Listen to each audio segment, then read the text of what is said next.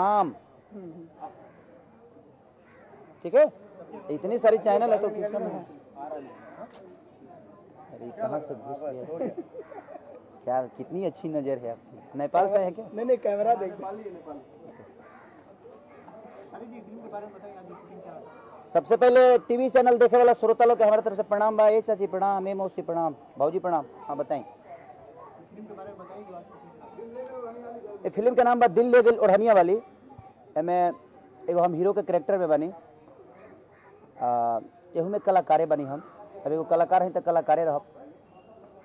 ये फिल्म बहुत अच्छा बा, कहानी भी बहुत अच्छा बा। एक ऑडियो बहुत सुंदर बा, मैंने माइंड ब्लोइंग जवाब नहीं है ऑडियो के, जिसमें करीब गाना विनय बिहारी जी,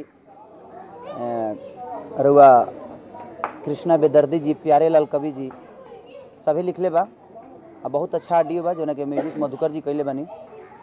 मज़ा आवता काम करे। जो कि हमारे अपोजिट हीरोइन बड़ी अंजना आर्या जी, बहुत अच्छा मैंने लागत नहीं है हमने के कब पहला बार मिलल बनी जा, बहुत अच्छा लगता।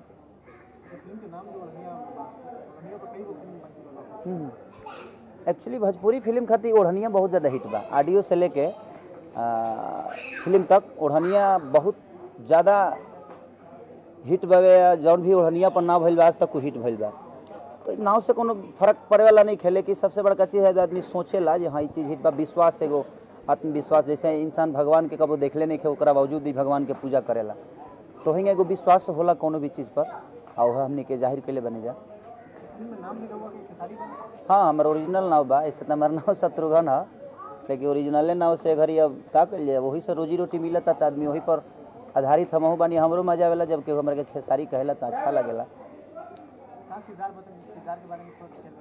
किरदार के बारे में जैसे एगो हम कॉलेज से बनी में, कॉलेज में ही पढ़ते समय ऐसा हमने के नौटंकबाजी हम शुरू से स्टेज प्रोग्राम में फिल्म में कैले बनी। फिल्म में स्टेज शो करतानी हम एगो गायक के रूप में बनी। हम आनंद मोहन बाबा हमनी के प्रोग्राम करतानी से साटा बहना होता हमनी के अपन माल उल कमाता आदमी। यह करते करते अब हमारा प्यार हो गई बा धीरे धीरे। अब कुछ विलेन लोग बा जरा से लड़ाई वड़ाई होता, वही में अब हीरोइन हमारे से प्यार करती है। ओकरा बाद एगो विलेन के, अब हमारे हर एक फिल्म के एगो नियम होला कि भाई अब हीरोइन विलेन के तब बहन होइए चाहे बेटी होई। वहीं एहू में विलेन के बेटी है हीरोइन बड़ी अंजना जी। ओकरा बाद काफ़ी सारा गाना होता। जेल जाता नहीं हम, जेल सहीला के बाद हमारा माई के खून हो जाता, भाभी के रेप हो जाता। बहुत सारा में ऐसा कहानी मोड़ बा जौन की पब्लिक के अच्छा लगी, मज़ा आई।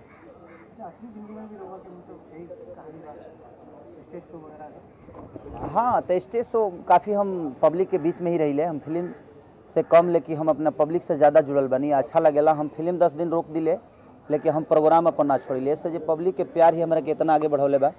अब पब्लिक के प्यार से ही हम जौन भी बानी तौन बानी। पब्लिक के हमारे के चले बा। मीडिया के सबसे बड़ा सपोर्ट होला एगो कलाकार के प्रति, चाहे वो नेता होके चाहे अभिनेता होके। तरुआ सबके बहुत बड़ा सपोर्ट होला एगो कलाकार खातिर एगो नेता खातिर, कि वो लोग हमनी के बात के हर एक पब्लिक के बीच में पेश कैल, दिखावल, मनोरंजन करावल। तो मेरे वो लोगों के भी बहुत बड़ा योगदान होला। एगो पब्लिक के साथ साथ आप लोग का भी बहुत बड़ा योगदान है हमको आगे बढ़ाने में।